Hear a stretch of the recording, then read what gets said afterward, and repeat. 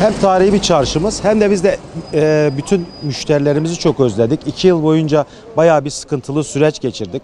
Yeni kuruluklarımız çıkmaya başladı ve burada ondan sonra her zaman gelen müşterilerimizle yüz yüze olmayı, biz de bir sıkıntıyı geçirdik. Ama çok şükür yavaş yavaş inşallah düzelecek. Şu anda da caddeler yavaş yavaş kalabalık olmaya başladı. Ama en güzel tarafı şehrimize biz misafirperveriz. Misafirlerimizin gelmesini, misafir özledik açıkçası. Misafirlerimize ikramlarda bulunmayı özledik. Tabii ki geldikleri zaman hem kuruluklarımızdan hem bakliyatlarımızdan, baharatlarımızdan, özellikle Antep fıstığımızdan tatmalarını isteriz. Bizden misafirlerimizi her zaman bekliyoruz. Tabii ki daha çok ziyaretçi alıyor çünkü herkes genelde buraları görmek istiyor ve buranın kendine ayrı bir lezzeti var, ayrı bir kokusu, kültürü var.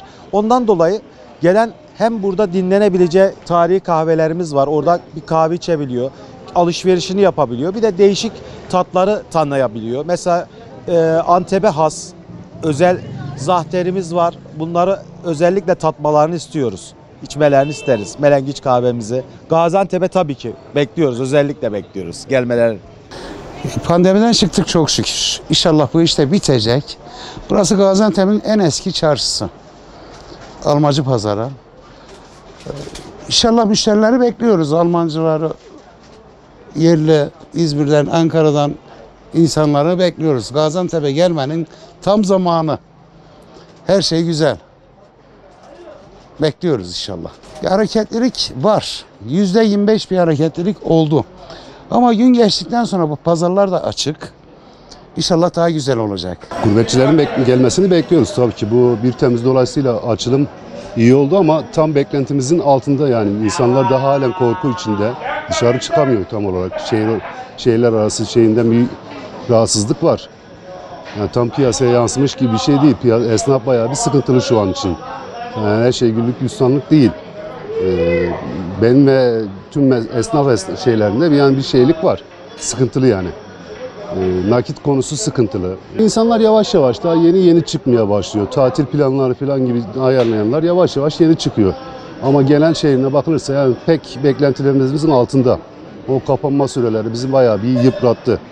Yani bunun altından kalkmak da biraz zor olacak bizim için. Yani işte bir hareketlilik şu an sakin geçiyor. O kadar çok hareketli değil. Turizm çok önemli. Turizm ülkeye bir gelir kaynağı. Turizm gelmesi bizim için çok iyidir.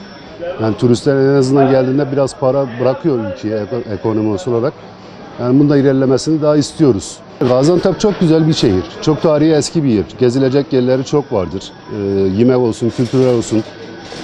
Gezilmesi, görülecek bir yerlerden bir tanesidir. Herkesi Gaziantep'e bekliyoruz. Evet bekliyoruz, davet ediyoruz Gaziantep'e.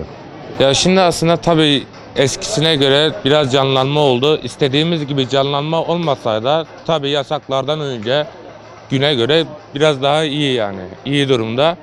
Tabii hem yerli hem de yabancı turistlerin gelmesi daha iyi olur bizim için. Şu an zaten kalabalık olmasına rağmen yani az bir şey de olsa canlanma var. Ama tabii yasaklardan önce canlanma daha çok iyi olur bizim için. Tabii bekliyoruz yani. Onların gelmesi olsun. Yani hem yerli hem de yabancıların, turistlerin gelmesi bizim için daha iyi.